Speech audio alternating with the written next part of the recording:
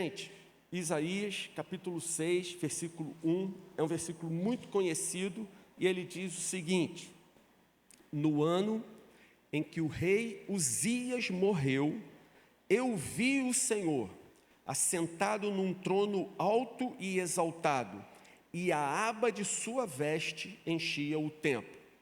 No ano em que o rei Uzias morreu, eu vi o Senhor assentado num trono alto e exaltado. Gente, o rei Uzias foi um bom rei. Ele foi um rei bom.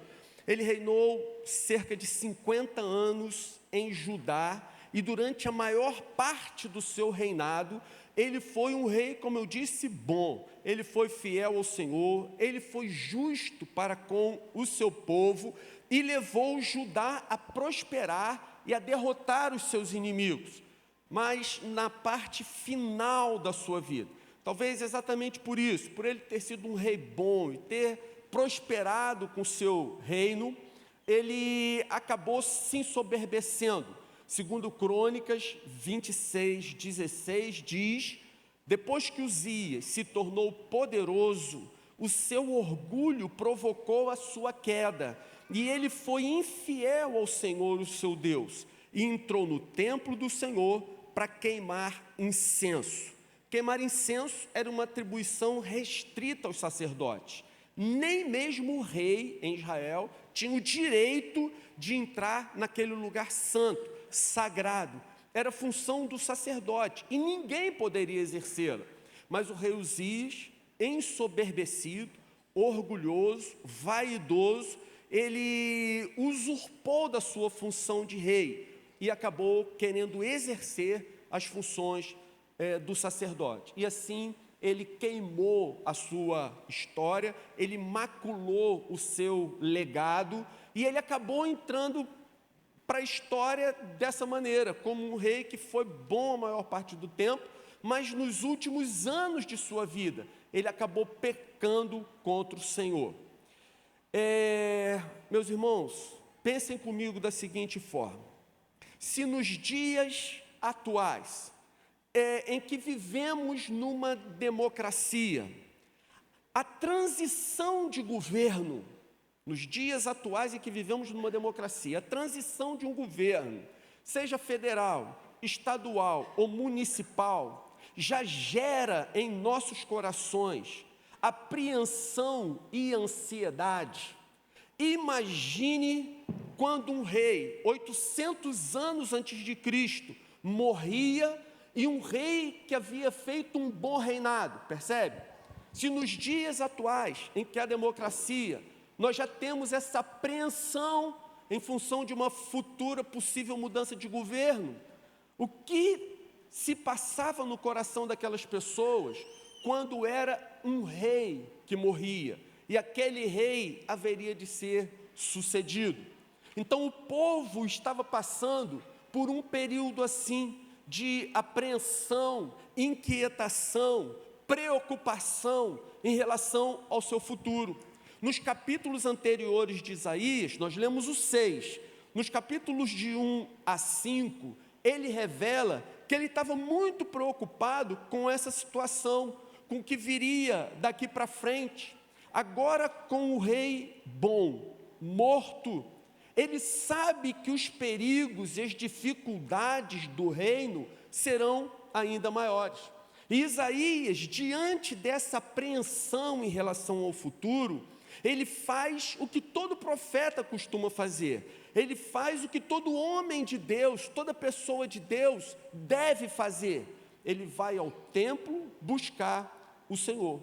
Então ele vai ao templo para buscar uma resposta. Ele vai buscar uma resposta para as questões do seu próprio coração. Ele vai em busca de uma resposta para as questões do povo.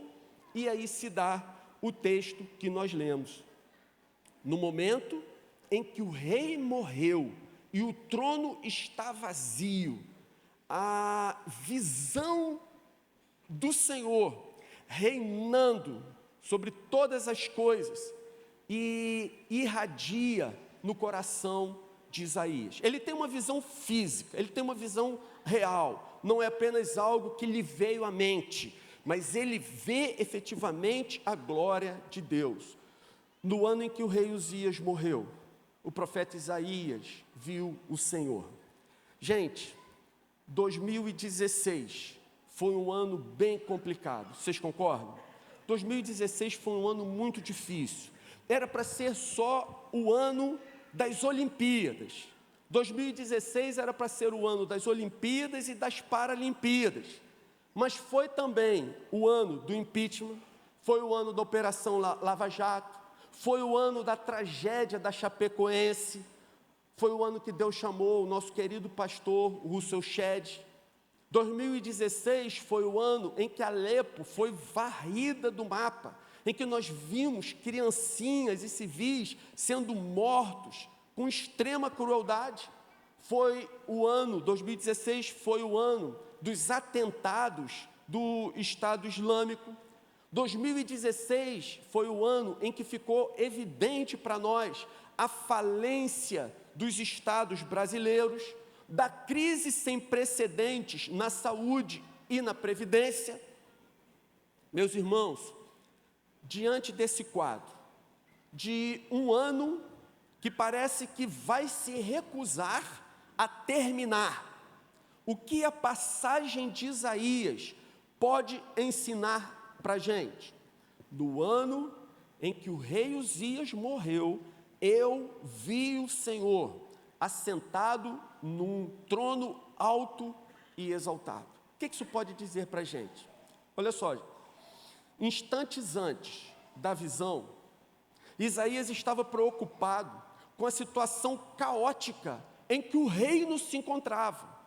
Instantes antes da visão, pouco antes dele ver o Senhor, ele via a dificuldade no processo da sucessão do rei. Pouco antes dele ver o Senhor, ele estava percebendo os perigos que o reino de Judá corriam pela falta de uma liderança. Era o momento em que o reino estava profundamente, extremamente fragilizado. Era um momento em que Isaías estava muito apreensivo em relação ao futuro. No entanto, gente, ele vê o Senhor assentado num trono alto e exaltado.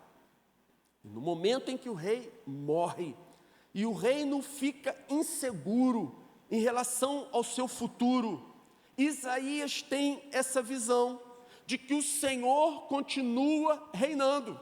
Vê o que acontece? O trono de Judá agora está vazio, mas o trono sobre todos os tronos está cheio, está ocupado. O Senhor continua sentado sobre ele, o Senhor continua reinando.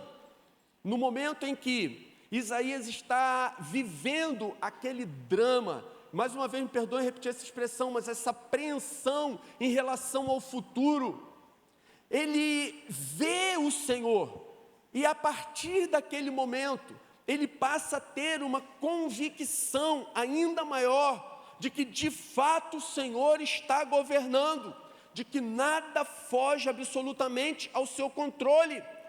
Nesse momento em que ele vê a glória de Deus, ele tem convicção no seu coração, que nem mesmo um único átomo na mais distante galáxia do universo foge ao controle e ao domínio de Deus. Nos lugares mais distantes, mais altos ou mais profundos e mais próximos, não existe um lugar em todo o universo em que alguém possa dizer: isso não pertence ao Senhor, aqui ele não vem, ele não alcança, aqui ele não chega.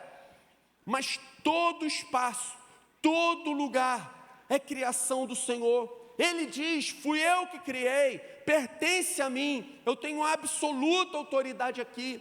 E isso, irmãos, abrange a todos os limites do universo, conhecidos e desconhecidos. Então, em primeiro lugar, a visão de Isaías nos ensina que, apesar das coisas fugirem ao nosso controle, elas permanecem sob o controle de Deus.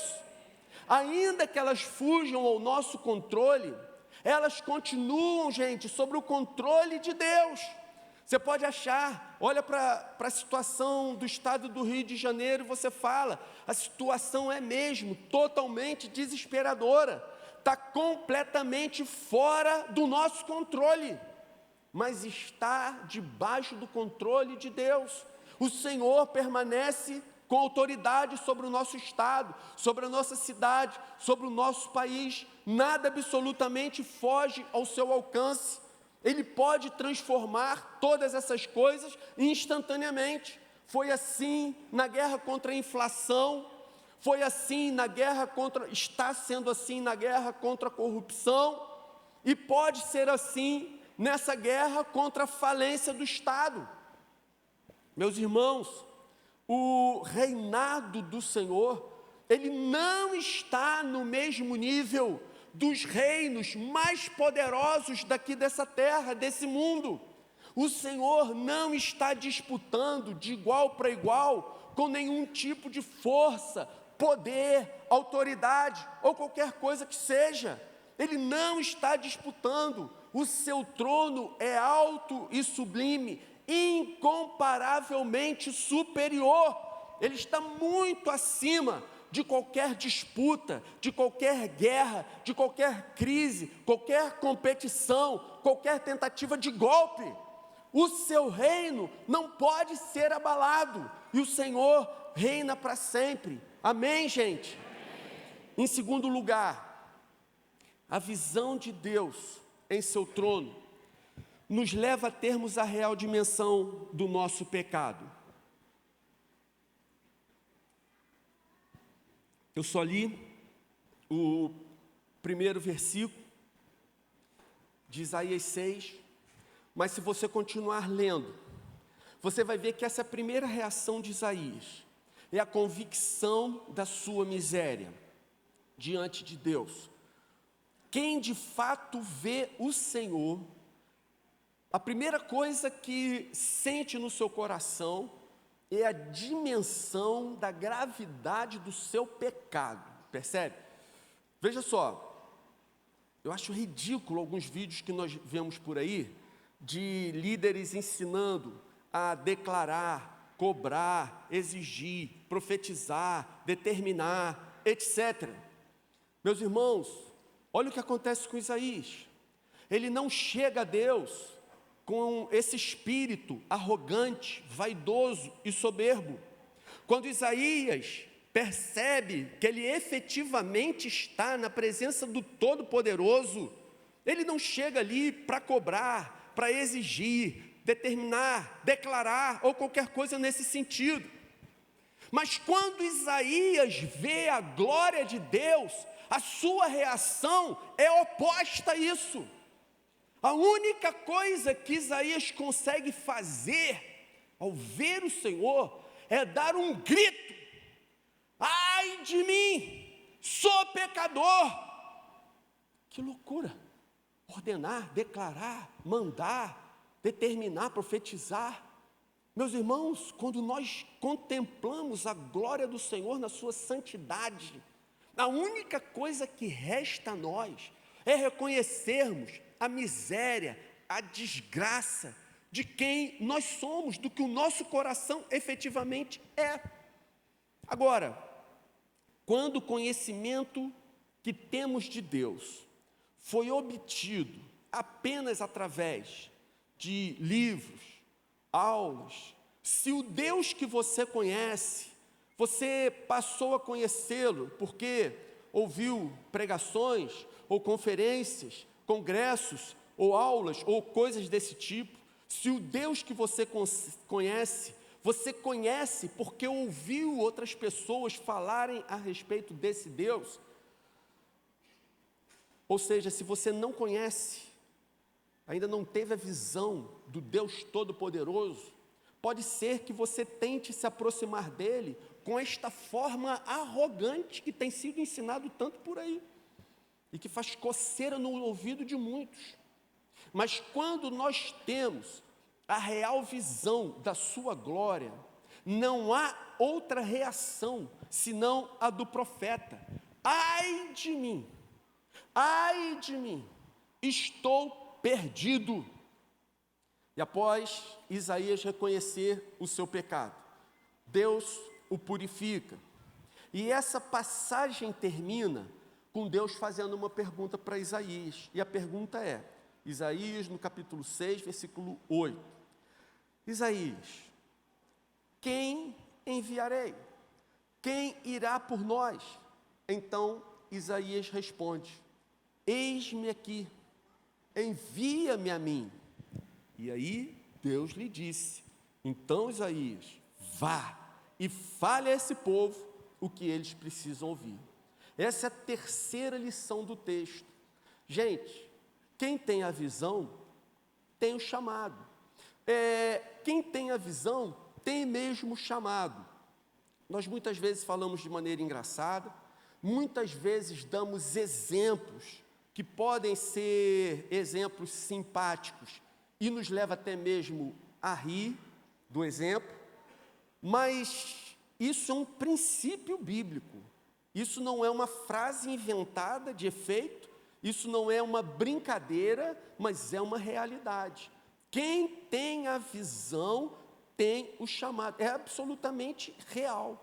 Quem vê o rei, aqueles a quem Deus se revela, recebem instantaneamente uma missão, um chamado. E se você já viu a Deus, já experimentou a sua bondade, a sua graça, a sua misericórdia, você não tenha dúvida, você tem uma missão agora a cumprir, você tem um chamado a realizar. Gente, vamos às aplicações. Primeira aplicação, diante do que foi dito, em primeiro lugar, mantenha sua confiança no Senhor. Mantenha sua confiança no Senhor. Não hesite nem por um momento em confiar totalmente no Senhor. Não hesite em confiar no Senhor. Se entrega absolutamente, totalmente, completamente, sem reservas ao Senhor. Observe, o texto que lemos. Enquanto o mundo chora a morte do rei, o profeta se deixa deslumbrar com a visão encantadora, maravilhosa da glória de Deus. Vê, enquanto as pessoas estão chorando, se lamentando diante do futuro imprevisível, das dificuldades que os cercam, Isaías agora se deleita na presença de Deus, vendo coisas que poucas pessoas são capazes de ver. Enquanto as pessoas olham para as dificuldades e perigos do momento, Isaías contempla a majestade de Deus. E aqui eu não estou falando, é bom a gente ressaltar isso, não estou falando de alguma atitude alienada que talvez Isaías tivesse tido, de forma alguma. Isaías, não estou falando de uma atitude alienada como se Isaías não estivesse consciente da realidade que o cercava, do que se passava ao seu redor, ou se ele estivesse negando essa realidade. Não é isso que acontece. O que acontece com Isaías é que, de forma absolutamente consciente, ele coloca a sua confiança no Senhor. Ele não deixa que o desespero tome conta do seu coração, mas ele diz, o Senhor continua reinando. Eu posso vê-lo, eu posso contemplá-lo, eu sei que ele reina, que nada fugiu ao seu controle. Quem olha ao redor fica com a sensação, nada mudou, mas no coração de Isaías, a sua vida nunca mais foi a mesma. Amanhã, segunda-feira, muitos vão voltar ao seu dia a dia depois de um fim de semana que nem foi prolongado. Mas você vai chegar no seu trabalho, você vai chegar no seu comércio, você vai chegar na sua atividade, e talvez a sensação que você tenha é que tudo continua da mesma maneira como estava na sexta. 2016 insiste em continuar. Mas se você tiver uma visão do rei em seu trono, a sua vida nunca mais será igual. As circunstâncias podem permanecer semelhantes, podem continuar as mesmas, Mas agora você está vendo muito além das nuvens. Agora você tem a convicção de que há um Deus todo-poderoso acima de qualquer poder ou autoridade, que continua reinando, que continua soberano, que continua dando as cartas, determinando a sua vontade e fazendo com que o seu plano eterno se cumpra. Gente, nossa confiança não pode estar no Palácio do Planalto. A nossa confiança não pode vir do Palácio das Laranjeiras. A nossa confiança não pode estar no poder legislativo ou no judiciário. A nossa esperança não pode estar na folha de pagamento da nossa empresa ou na técnica que o seu médico esteja pensando em usar para curar a sua enfermidade. A nossa esperança não pode estar no patrimônio que temos construído. Nós estamos vivendo um período crítico e decisivo no Brasil. O nosso país está inseguro quanto ao futuro. Será que 2017 vai ser uma repetição de 2016? Gente, ao longo desse ano, enquanto as pessoas se desesperarem com os noticiários econômicos, as crises políticas, a falência das instituições, ergam os seus olhos. De onde nos virá o socorro? O socorro, nosso socorro, vem do Senhor que fez os céus e a terra. Meus irmãos, do mesmo jeito que 800 anos antes de Cristo, Isaías olhou para o Senhor e o viu assentado no seu alto e sublime trono. Assim, em 2016, o Senhor continuou reinando. Por isso chegamos aqui, por isso estamos bem, por isso nós estamos abençoados. Em 2017, o Senhor continuará reinando. 18 também, 19 também, e o Senhor reinará para todo sempre. Ele não deixou seu trono, ele não saiu do seu lugar, ele não abriu mão da sua autoridade, ele continua sendo rei, com o mesmo poder, a mesma glória, a mesma majestade que Isaías viu há 2.800 anos atrás.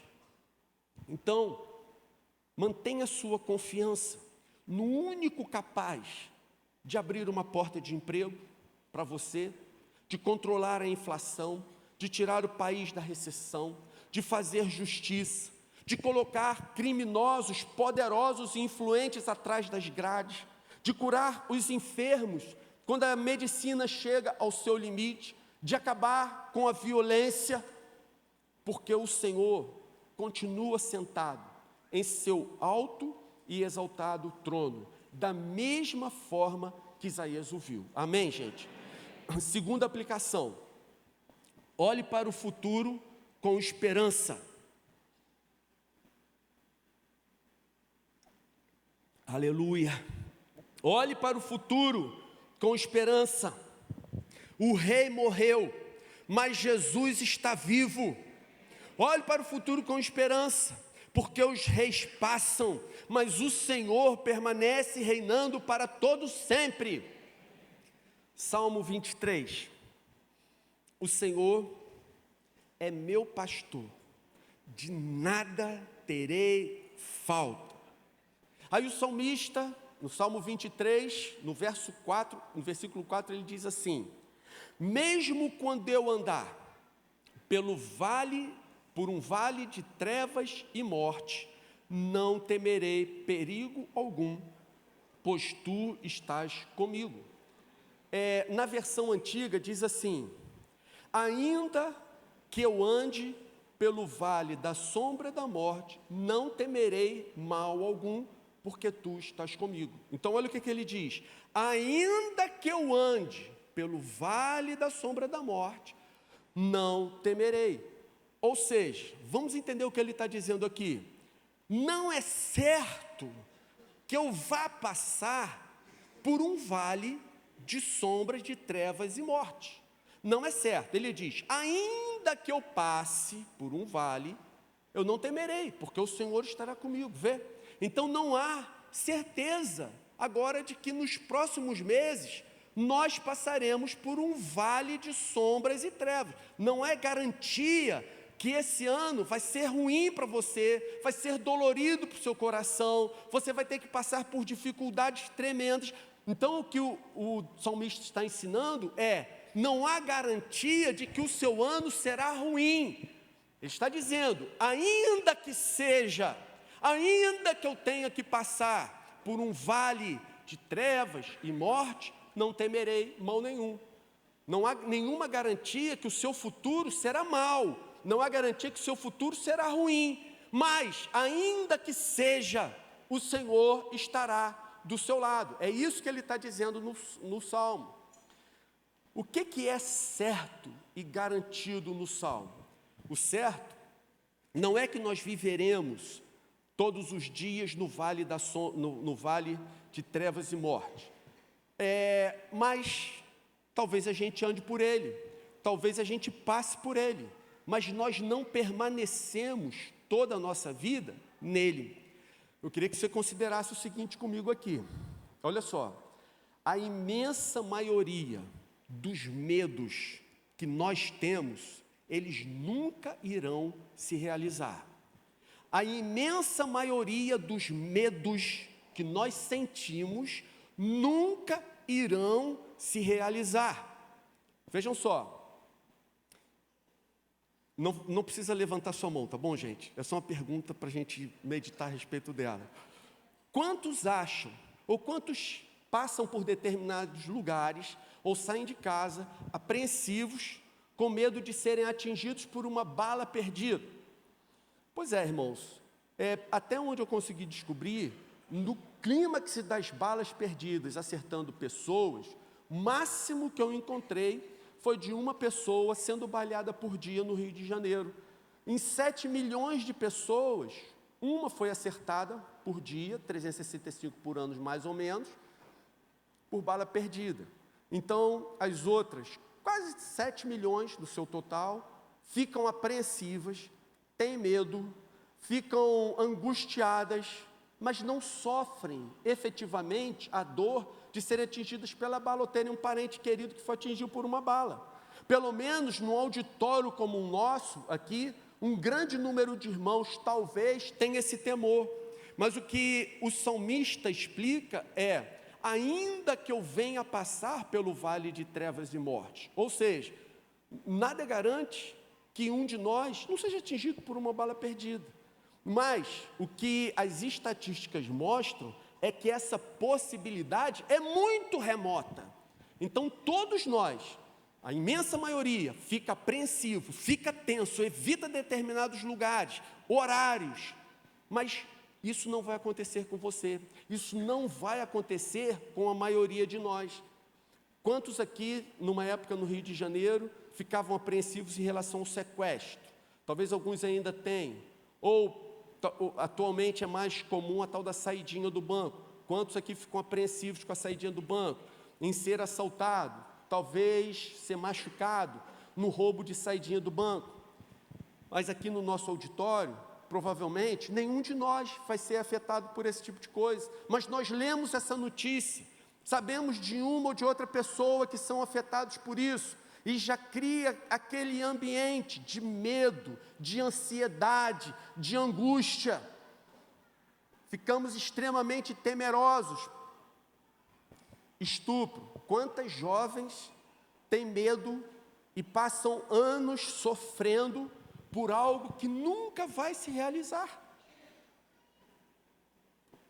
99% dos nossos medos nunca se concretizarão.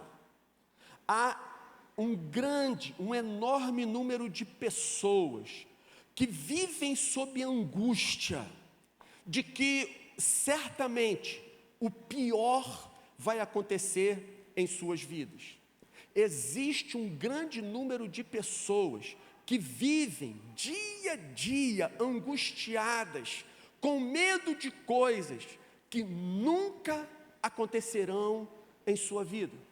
deixam de fazer coisas, deixam de aproveitar coisas, às vezes nem percebem que a vida está passando e que as suas perdas são muito grandes, com medo simplesmente de viver.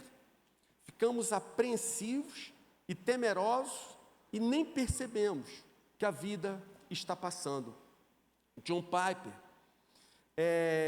escreveu uma frase em que ele fala da seguinte maneira: Deus muitas vezes retira o descanso de nossas almas, não para nos fazer infelizes, mas para que o desassossego nos lance em seu peito. Deus até permite essa aflição, essa tensão, para que você se lance em seus braços, para que você se lance em seu peito. Se você reage assim, todas essas coisas acabam sendo boas e se transformam em maturidade espiritual na sua vida. O problema é quando nós vivemos paralisados pelo medo. Medo de coisas que nunca vão se concretizar em nossas vidas. Agora vejam como o Salmo 23 termina. O Salmo 23 termina assim: sei que a bondade e a fidelidade me acompanharão todos os dias da minha vida. Sei que a bondade e a fidelidade me acompanharão todos os dias da minha vida. O que Davi diz aqui é o seguinte: olha, eu não sei se eu vou passar por um vale de trevas e morte. Ainda que eu passe, eu sei que o Senhor estará comigo, Ele é minha companhia. Mas uma coisa eu tenho certeza: a bondade e a fidelidade de Deus vão me acompanhar todos os dias da minha vida. Você percebe como um crente encara a vida? Ao invés dele ficar atemorizado, aterrorizado, aflito em relação ao futuro, a expectativa do que virá, ao medo, a apreensão que a sociedade tenta nos impor, ao invés dele ser influenciado por aqueles que estão ao seu redor e ser tomado de medo, ser tomado de angústia, de uma expectativa ruim, viver seus dias triste, abatido, acabrunhado, a certeza que enche o coração de Davi é que a bondade e a fidelidade de Deus estarão com ele. Eu não tenho certeza se eu vou ter problemas seríssimos esse ano, mas eu tenho certeza que Deus será bom comigo, Deus cuidará de mim, porque Deus é fiel.